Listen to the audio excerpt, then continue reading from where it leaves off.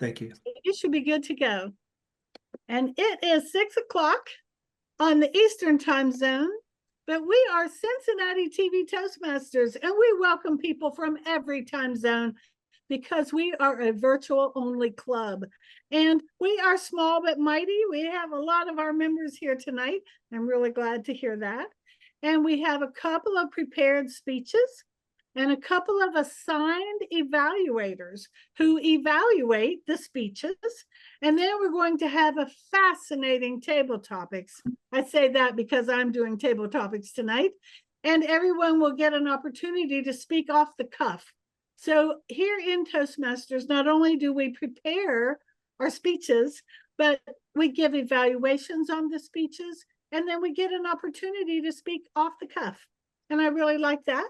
So I am going to introduce our illustrious Toastmaster for tonight. And this is Elizabeth Irwin. We call her Betsy. So Betsy is our Toastmaster tonight. I am looking forward to that, as well as anything that you have. And you have till 6:06. We're already a little bit late, but we also could do the induction of Dave Delahanty as an officer because he was not here when we inducted the officers before. So we talked about that a little bit before the meeting started, and I'm looking forward to tonight. So thank you, Betsy. All right. So you said he was a membership? Membership, yes. All right. Well, I'm going to go ahead and induct him. I might not go exactly by the script, but David, the membership role is a very important role. You help to talk to visitors and that sort of thing, and you may suggest joining the club, but you're really watching out for those newer members and helping them. And so are you willing to take on this responsibility? Sure. Just say, yes, I will, if you are. Yes. Okay. And then to all the rest of you, are you willing to help David in his role? Yeah. Yes, I will. All right. Well, you are now inducted. And do we have a general evaluator? We do. The general evaluator tonight is David Ash. He'll be ready when we're ready for him. Okay, so David, do you want to go ahead and talk about the roles for tonight for your team? Well, yes, I'm the general evaluator. Ordinarily, I don't think the general evaluator was introduced this early on. And I was hoping that we would have an evaluator. We have a general evaluator, which is me. We have an evaluator who is going to be evaluating Jeff's speech, but we do not have an evaluator for Veronica's speech. I could take on the role of evaluator for Veronica's speech. That would mean that I am taking double duty as GE and evaluator. So that's one thing I could do. Someone else could take on the role of evaluating Veronica's speech. I do not think I should be making that decision, though. I can evaluate her speech if you want.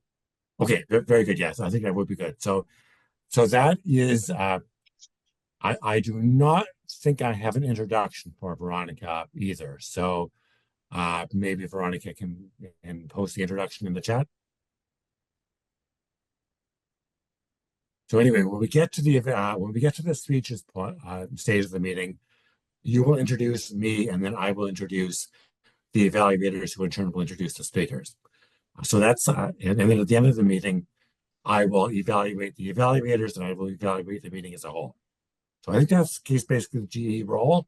Back to you, Madam Toastmaster. All right. So the first speaker is Jeff. Yes. And we need to introduce Janet because she has our word of the day and the grammarian. Can we do that? Oh, sure. Okay, Jada, can you introduce the word of the day? Yes. The word of the day is scalability. and I had to make it a little easier. I had to scale down the words. So I'll also count the words scale down or scale back if you use it during the meeting. And as for Marianne, I will also count the filler words like and, but, and so. I will also look for colorful uses of language and anything else interesting that people might say during the meeting. And I will report these things at the end of the meeting. Okay, well, thank you. So do you do table topics next? That's what's next on the agenda. Okay, I mean, we can mix it up, but I'm ready if you guys are. okay, well, why don't you go ahead, Joy? All right. As you may or may not know, today is National Be Late for Something Day. And it's observed every year on September 5th. It's an unconventional and fun day dedicated to those of us who are master procrastinators. And you probably heard me say this before. I used to be a crastinator, but then I went pro. But this day is so much more than just being late for the sake of it. This gives us a chance to slow down, take a breather, and appreciate the moments we often miss in our daily rush to be always on the clock.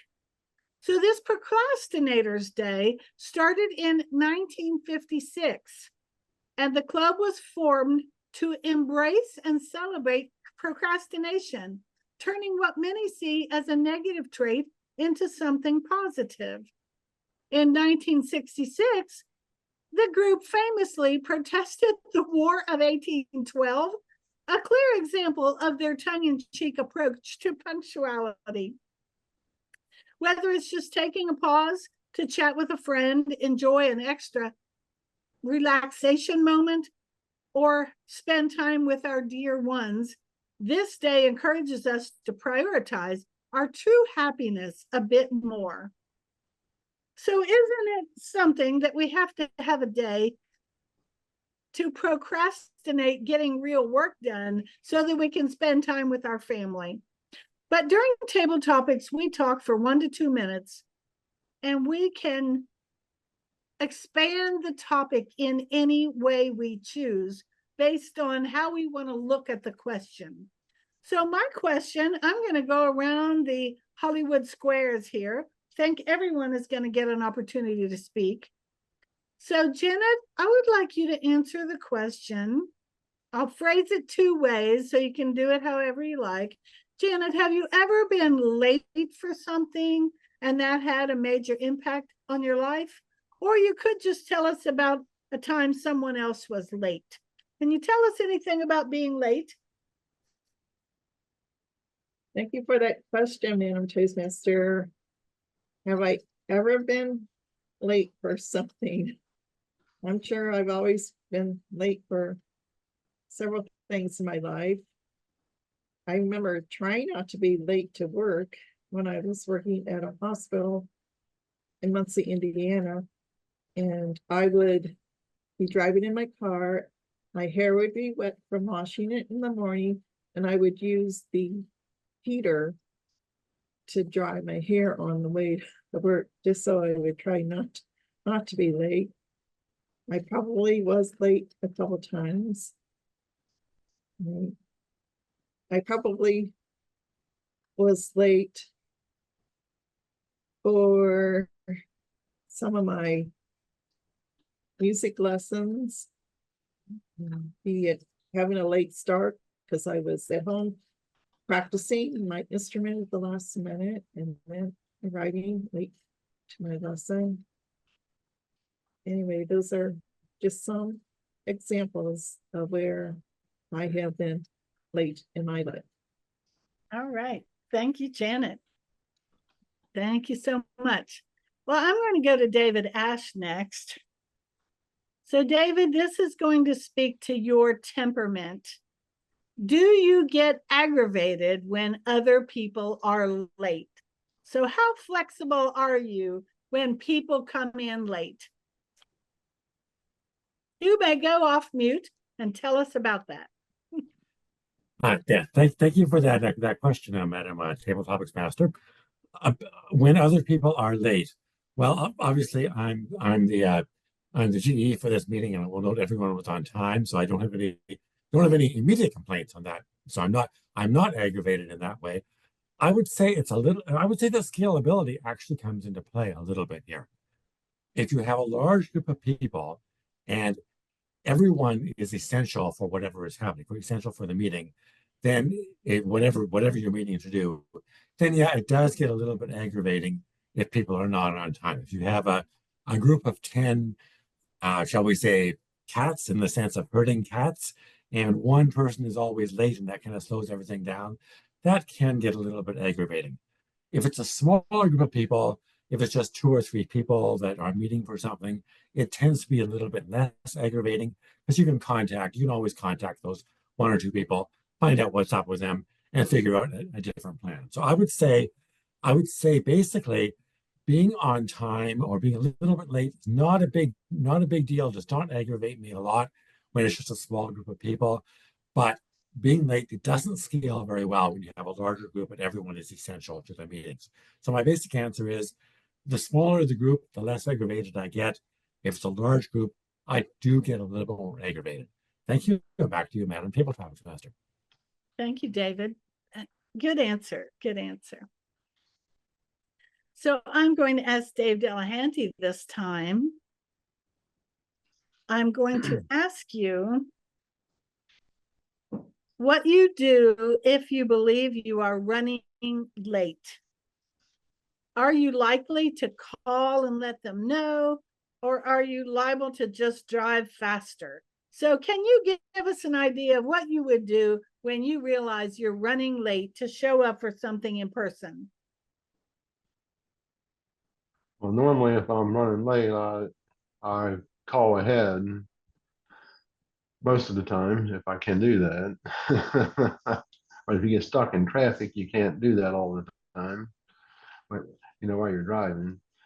But yeah, so it's I gotta put the timer on myself. Yeah, so I kind of do that. In the same token that I would hope somebody else would call me if they was running late, especially for an appointment, or else before I even leave, I'll text them and tell the person hey, I'm on my way, so they know that I'm coming. So if I'm late, that means something's happened. To keep them happy. And I like to be punctual for things at work. I'm on time. I'm not late, and I don't miss work either when I'm working. So I'm pretty punctual, and I like other people to be the same way. But that's not how the world works. And my daughter, she is a clock person. If you tell her that you're going to be there at 7 o'clock to pick her up, if you're not there on the dot, you'll be getting a call. There's just some clock people and some that aren't. So I'll give it back to you, Toastmaster. That's another good answer, Dave, because it is common to text people now to let them know you're on your way. That's a new thing, but it is common. Let's see. Betsy, can you take a question? Are you driving?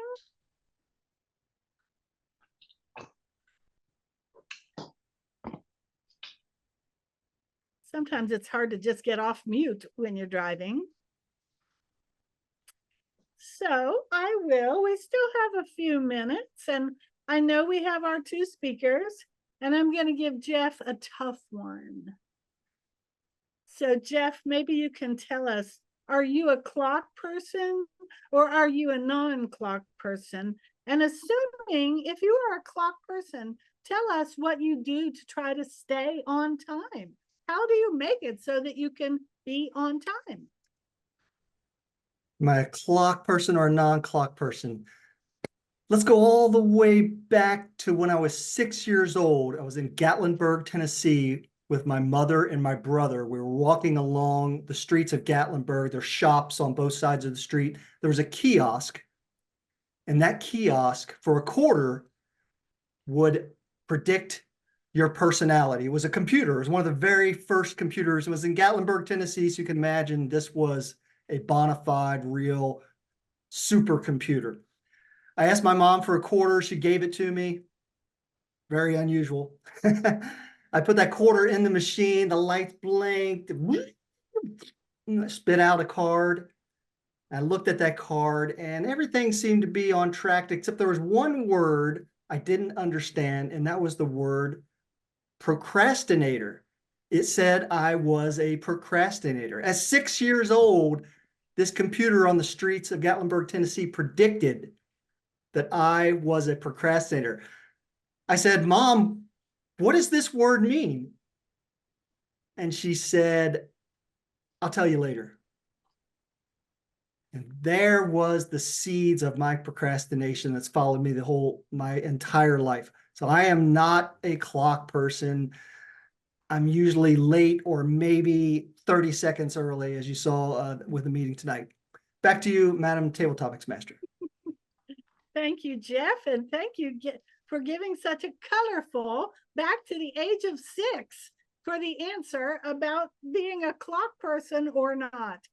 So I still have 2 minutes for table topics, and I'm not planning to scale back on the number of people I was going to call on. So Veronica, I'm not going to leave you out. I'm going to ask you a little bit about the importance of being on time or early. So I'm an early person. I've tended to see you be early at all of these Toastmaster meetings. Do you have an opinion on people being on time or early? Thank you very much, Madam Table Topics Master. I will say this. When I was Assistant Vice President at Fifth Third Bank here in Cincinnati, I was told as part of training for management is that if you are not 15 minutes early, you are 15 minutes late. And because I heard that, I do make an effort to be 15 minutes early, and the rationale behind that.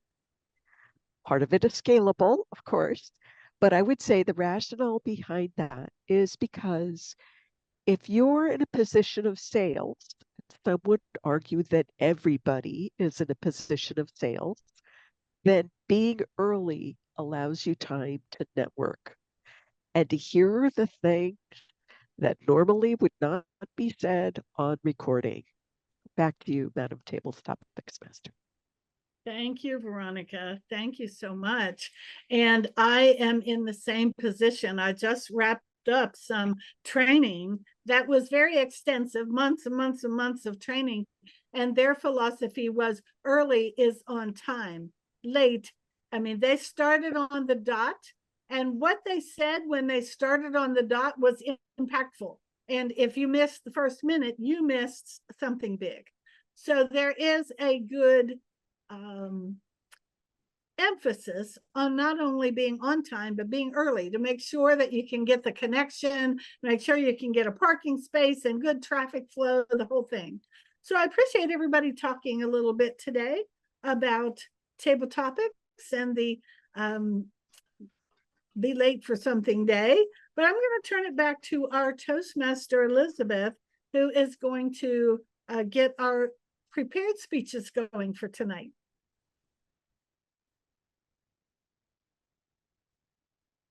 Okay, thank you, Joy. Our first speaker is Jeff Vaught, and I don't see the introduction, but Jeff, what is your title of I your? have his introduction.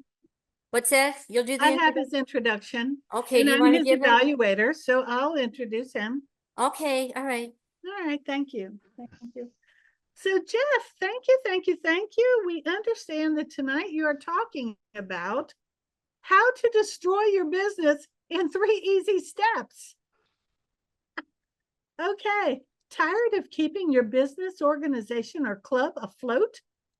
Can't wait to unload that burdensome boat anchor of responsibility? Follow these 3 easy steps from Toastmaster Jeff Vaught to destroy your business. Jeff Vaught, destroy your business in 3 easy steps. Thank you, Joy.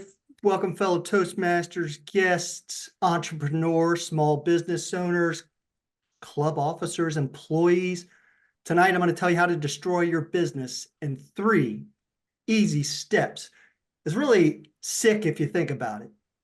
We're going to use the acrostic SIC to go through the 3 points on how to destroy your business or your organization or your club. Step number 1 is second class. Now, when I think of second class, I think of the airline industry.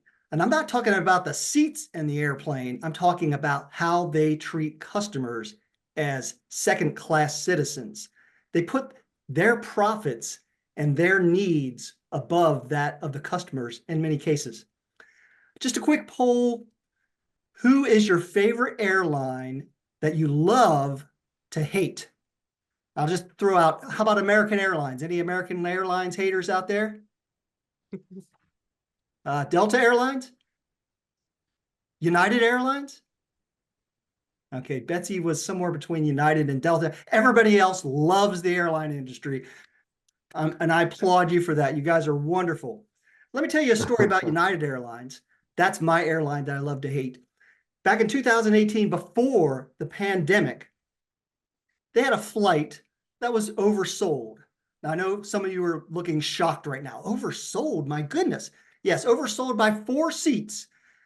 These were seats that they needed for their employees to transport them back to home base. They asked for volunteers and some vouchers. No one took the bait. So then they involuntarily removed 4 people from the flight. 3 of them went peacefully. 1 of them did not go peacefully. He was a Dr. Dow, who had a clinic, and he needed to get home to his patients.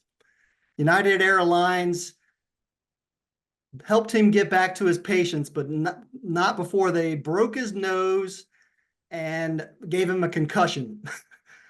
The black eye, however, was not on Dr. Dow. It was United Airlines, because they suffered in the customer satisfaction category, and they have, along with many other airlines, because they continue to put the customer second. The second thing that you have to do to destroy your business is ignore your customers. How many people remember Blockbuster Video? Okay, now we got more people. 4 out of 5 remember Blockbuster Video. Blockbuster Video, of course, is a video rental service. You could go to the store, you could browse all of the shelves, pick out a VHS tape, pay for it, take it home, and rent it. They were a company that notoriously ignored their customers' needs and desires. Customers wanted to browse from home. They wanted to be able to watch their movie from home, but also actually acquire and purchase the video from home. That maybe started out as DVD, but ultimately transitioned into streaming services. The interesting, ironically, the thing that happened with Blockbuster is that they went out of business in around 2010. They have a documentary about how their business declined. And I believe that documentary is on Netflix, a company that they could have acquired back in their days when they were doing well, but chose not to. So ultimately, they went out of business because they ignored their customers. There are other ways to ignore customers, and we'll talk about that in a moment. But the third thing to destroy your business, the C, confuse your customers. Does anybody remember Electrolux? Now, they're an appliance company, a Swedish appliance company that's still around, not so big in North America. They were trying to break into the North American business, particularly with their Electrolux vacuum cleaners. You can see this thing looks like some kind of spaceship. They had the slogan that got lost in translation, apparently, and it was, quote unquote Electrolux sucks. It does. It does suck, but North American consumers maybe didn't interpret it in the same way as the Swedish customers did, and they didn't buy Electrolux. They're not big in North America. Another example would be the Nova, the Chevrolet Nova, one of the most popular cars in North America. In Latin America, Nova translates into Nova, doesn't go. Everybody wants a car that doesn't go, right? So Latin American sales were flat as opposed to North American sales. Messages that confuse the customer. Now, any one of these three things will destroy a business or an organization or a club. Let's talk about Toastmaster clubs. Let's talk about TV Toastmasters. Let's make this a little more personal. Is TV Toastmasters United Airlines? No. Is TV Toastmaster an Electrolux or a Nova? Probably not. Are they a Blockbuster? Possibly. It's interesting that one of the big trends now with Toastmasters clubs, particularly since the pandemic, is in-person attendance, or at least a hybrid club where in-person and online is an option. Online clubs are not as popular or as successful in the current state of affairs. Now, maybe it will be in 5 years, maybe there'll be another pandemic, hopefully not. But right now, the trend is in person. And this is a club that has been unwilling to really even consider that, to my, at least in my estimation. Another area is in the area of inquiries. You can ignore customers' needs. You can also ignore customers, your members, or your potential members, people that are reaching out that want to know more about your club. If you don't respond to them quickly or at all, they will move on. There's plenty of other choices. There's 155 clubs in our district, and they'll simply find another club. So these are things that will destroy your business. And I pointed out some that couldn't even destroy a Toastmasters club, but it doesn't have to be that way. The solution is to simply organize your business, your organization, or your club. Make sure that you prioritize customers and everybody in your club knows what it means to put members first, or in your business, your customers first. Listen to your customers or your members. Listen to what they need and what they want and what their habits and trends are. And for goodness sakes, communicate, especially if you're a Toastmasters club, communicate to your customers. You can turn your decline into something that's fine, like a gold-plated city on a shining hill. You can turn that free fall dive into a club that's thriving simply by introducing a pinch of organization. Back to you, Madam Toastmaster.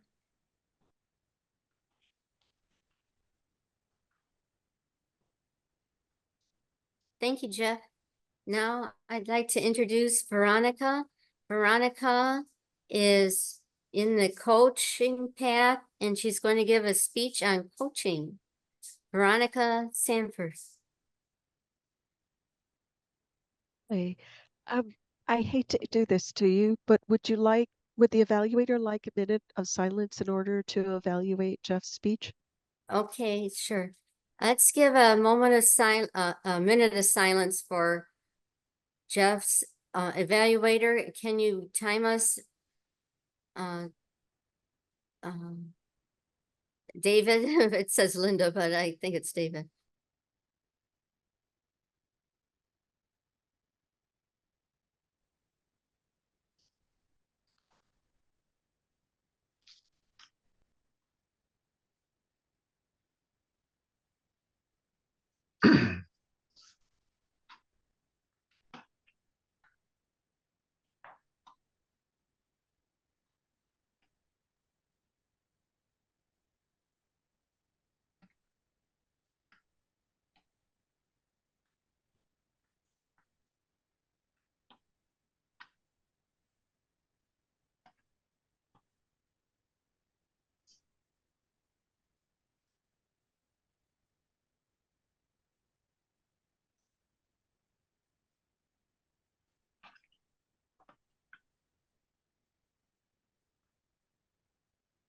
Thank you.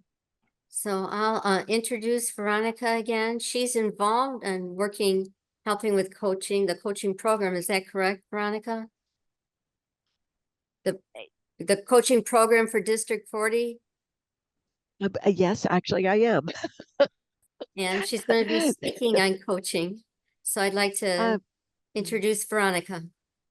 Thank you. Thank you so much. Can everybody see my screen? Yes. Okay. And I'm not able to see the timer. So bear with me just a moment. I want to make sure I can do that. There you go. Thank you so much, Dave. I appreciate that. All right. So today I'm going to be talking about business skills that you learn in Toastmasters. And the reason that this is valuable is because so many of us who are not retired are still working in corporate America. And when you're working in corporate America, they sometimes, especially if you're an employee, have performance appraisals, annual performance appraisals, and annual performance appraisal goals. And one of the things that you could do if you're also a Toastmaster as well as an employee is tie your roles in Toastmasters and the skills you learn in Toastmasters to those that are required by your company. So that's what I'm going to be covering. And yes, it does apply to coaching, but it really applies to particularly to the value of corporate clubs and people who work in corporations. If you can see my screen, that's great. And here we go. So the skills that we learn in Toastmasters are leading and managing a Toastmasters club. Each role within business corresponds to a role in Toastmasters. The club, however, is a safe place to learn good management and leadership skills. Whereas at work, if you make a mistake, it can have career repercussions and it can affect your reputation as well as others' financial investments are in play. So stockholders may get upset if you make leadership mistakes in your work.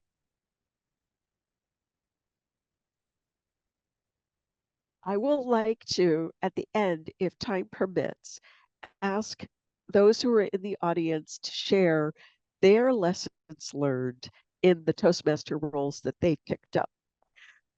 But until we get there, I will say that the roles in Toastmasters versus the role in business, the president in Toastmasters correlates to the chief executive officer of, let's say, a smaller company, maybe a startup. Overall responsibility for quality and management of the business club. Either one, they correlate. The vice president of education versus human resource manager, they are responsible for employee membership development and learning. And then the VP of membership versus the corporate marketing manager, responsible for market customer development and retention. It's different from marketing, but it is related.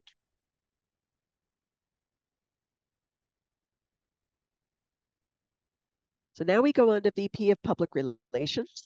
That is the Vice President of Public Relations versus the Public Relations Officer.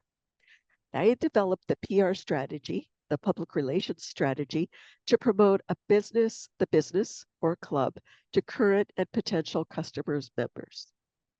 That is customers versus members. The secretary of the club versus the company secretary, they maintain the constitution of the club, articles of association, and they attend to all correspondence like meeting minutes. The treasurer of the club versus the chief financial officer, they set the financial strategy for the business club to ensure viable operations and sufficient funds for purchase of materials and payment of expenses. The sergeant of arms versus the public relations assistant and property officer, they maintain property in good working order.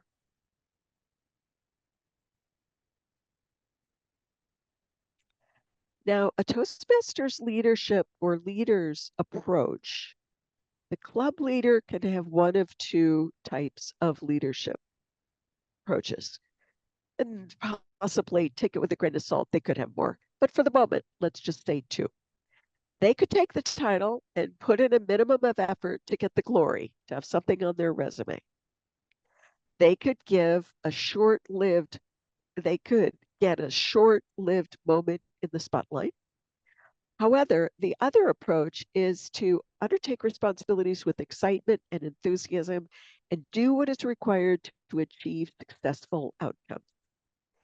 They build a bank of skills that we can apply to other aspects of our life and helps the club tremendously because people can tell when you're just doing it for yourself. Here, fairly quickly, are the skills versus the career skills that you learned.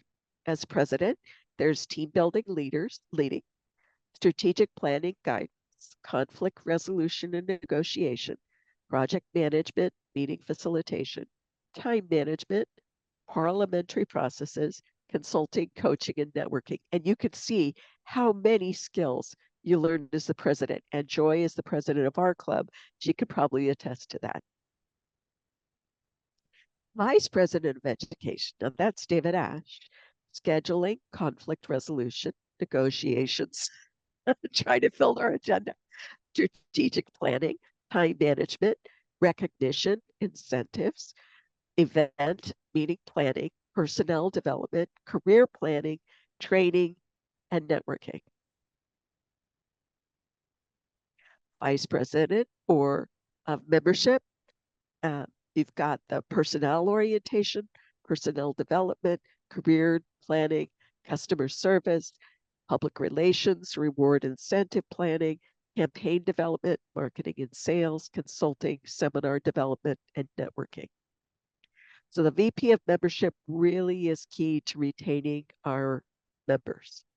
Vice President of Public Relations, Media Relations, that's Betsy, campaign development, reward incentive planning, consulting, journalism, publications, advertising and promotion, photography, graphic design, seminar developing, and networking. And I will say that Jeff Vaught, as our coach, our club coach, is also doing an excellent job in this area, as well in all areas. Treasurer, that's Janet, our longstanding member. Budget preparation, revenue tracking, revenue forecasting, revenue generation, money management, policy administration, purchasing, and consulting. Secretary, we're almost done. Report writing, policy administration, purchasing, order processing, historian, librarian, research, document control, event coordination.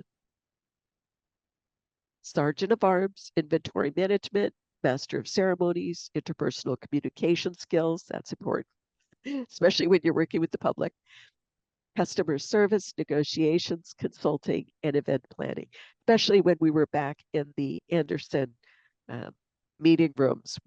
That was a lot. There was a lot of negotiation there. Past president is responsible for team building, strategic guidance, consulting, training, coaching, career planning, parliamentary processes, and policy administration. So I would like to say then, the final slide is credit goes to somebody who is dear to our hearts, Carol Cormelink, who has now passed away. She developed this material, and also credit goes to John Hubbard for the beautiful reformatting of the data. Thank you very much, and back to you, Madam Toastmaster.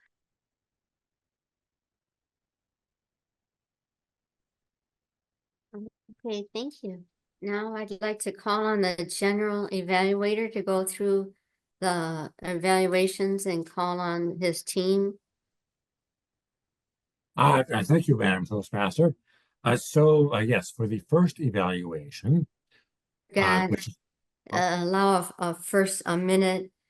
Sorry, I meant to allow a minute. Am I muted? Sorry.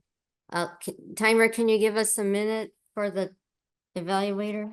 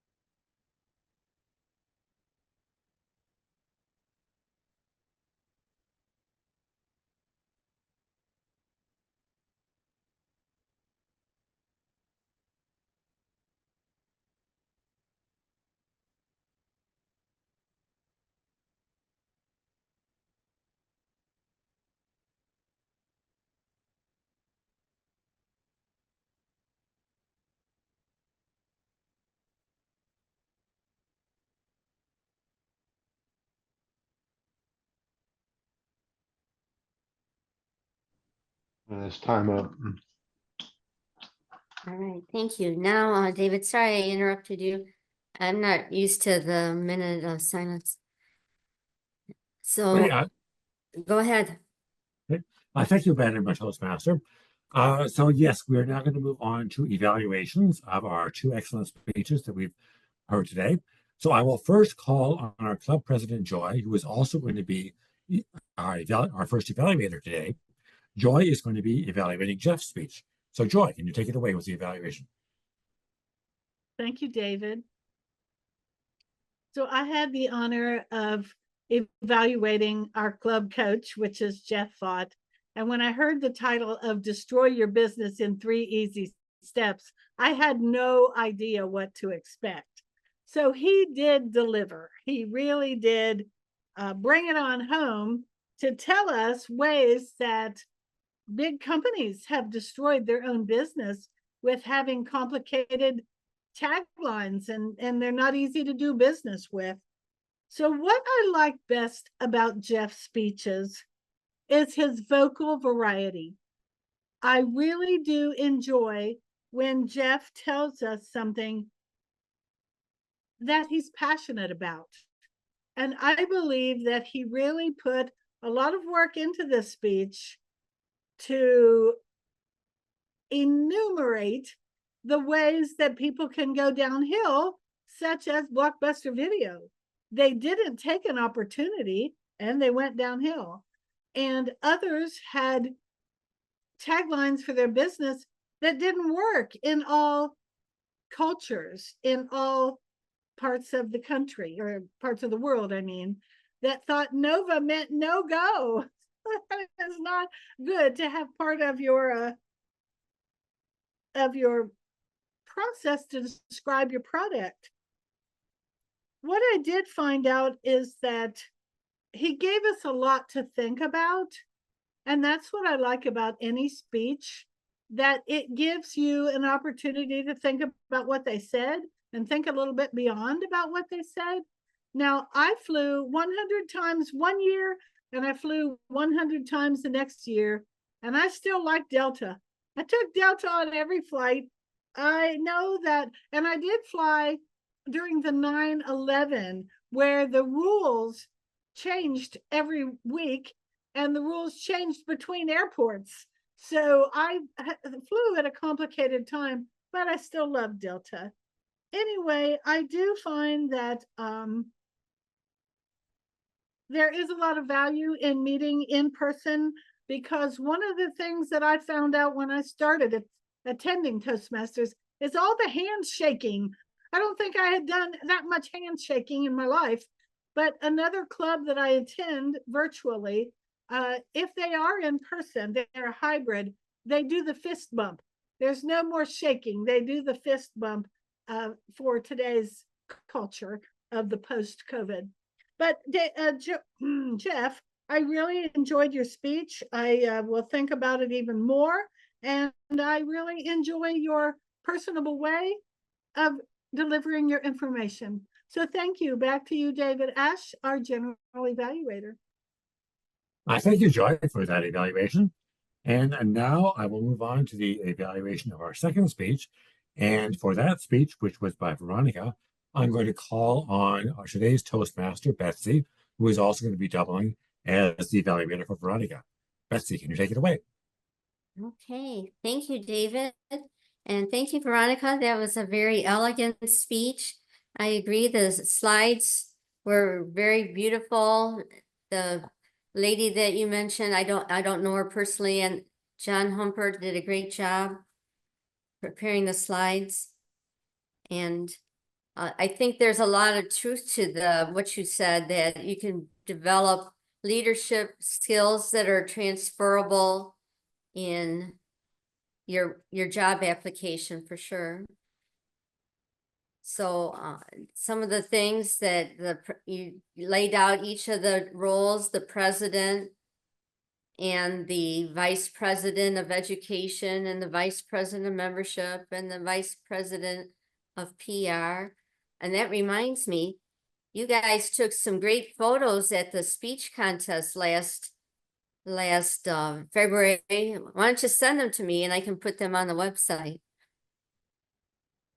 So, and Jeff helps a lot with PR also. And you talked about the roles of treasurer and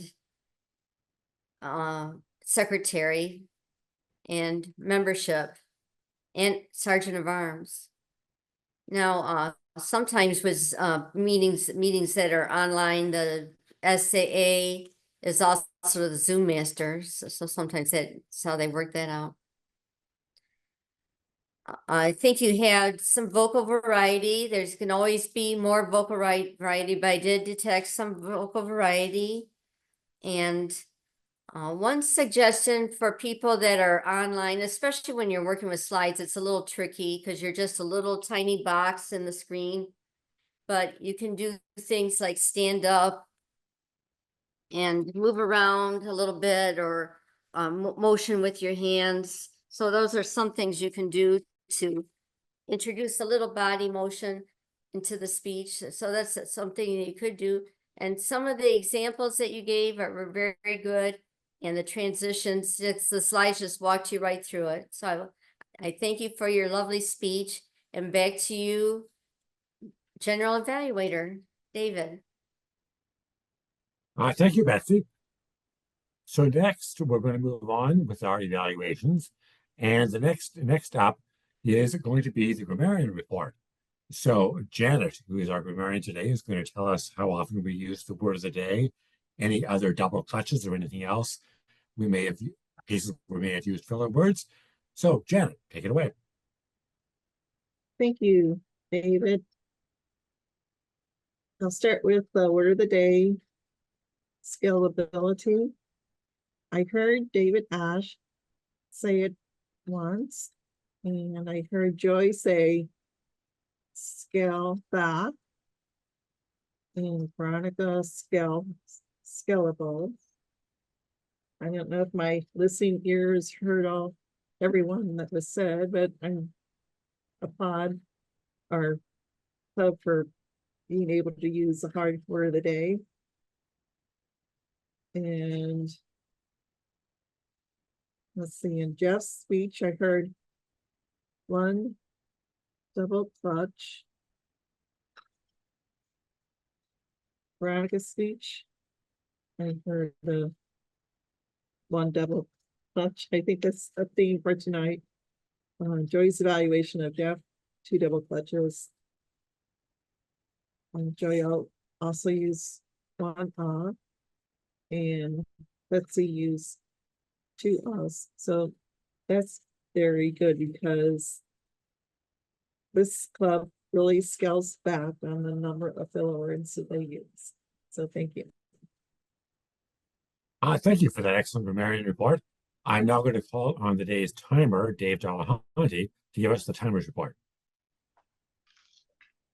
On table topics, that's the 1 to 2 minute speeches.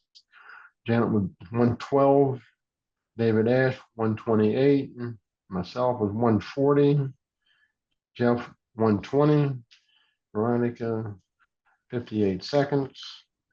And on the 2 speeches was 5 to 7 minutes. Jeff with 8 minutes. Veronica was 8 minutes and 49 seconds. And on the evaluations, Joy did Jeff's speech. She was 3 minutes even. And Betsy done Veronica's, and she was 2 minutes and 25 seconds. Go back to you, Madam Toastmaster.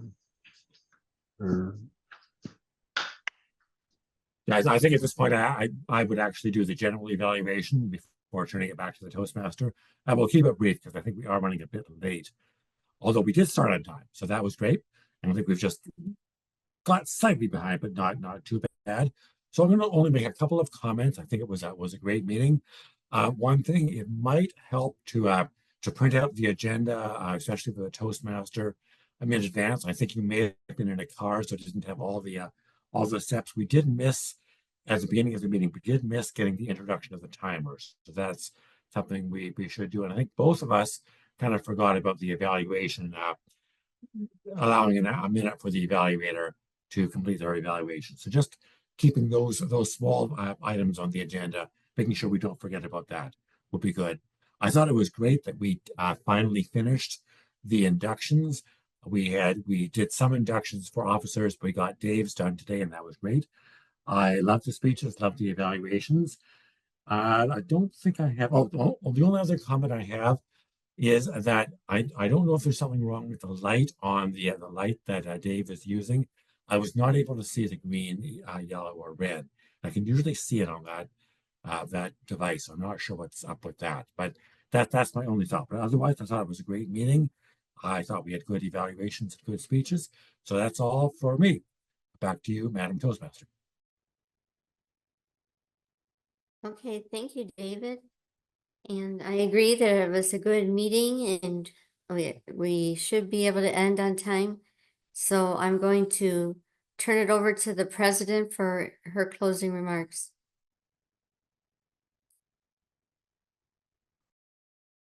Thank you, Betsy. And thank you everyone tonight for showing up and being who you are and taking on a role, because even when we don't have all of our roles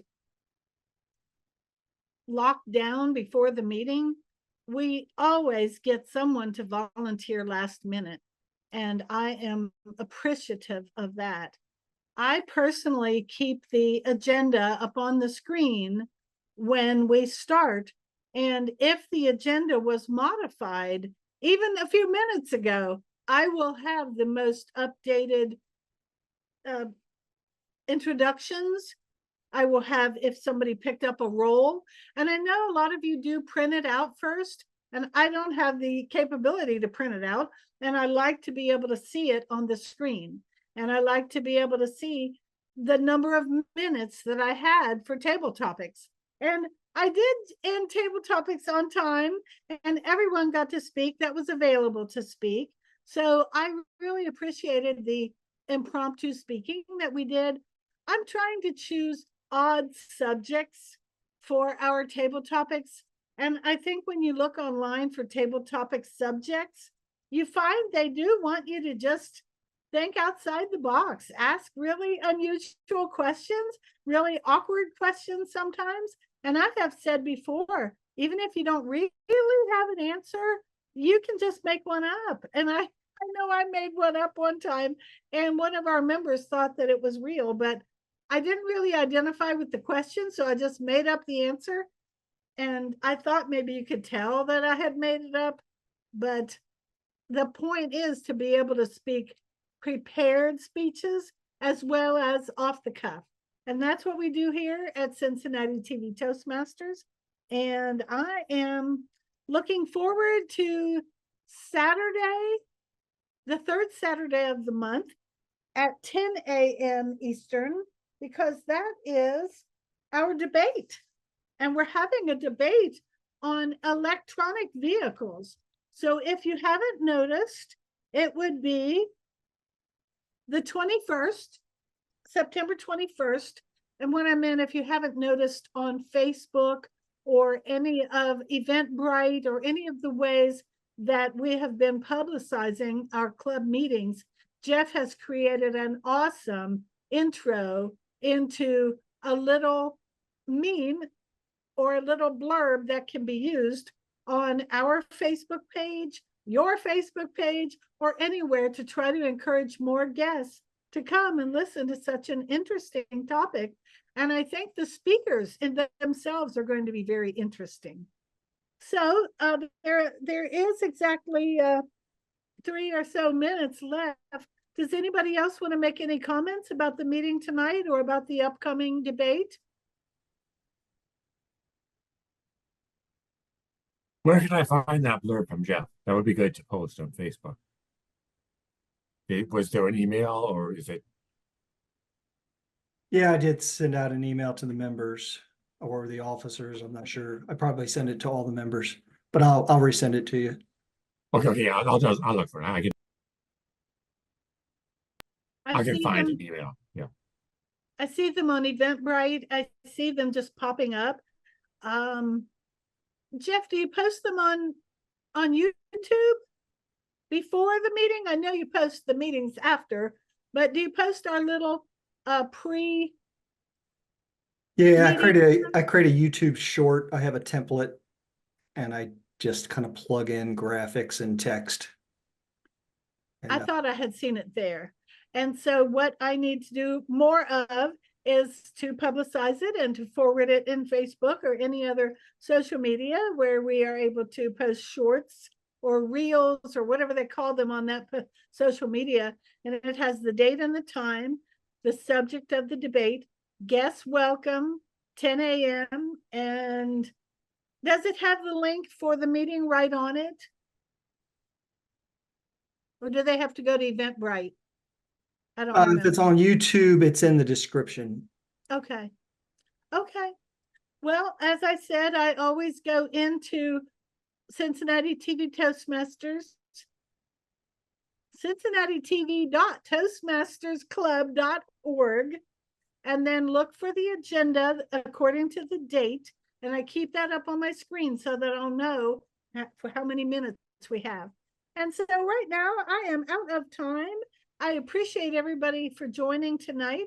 And I am going to officially adjourn the meeting and look for you all on the third Saturday of the month as we do the debate. Thank you.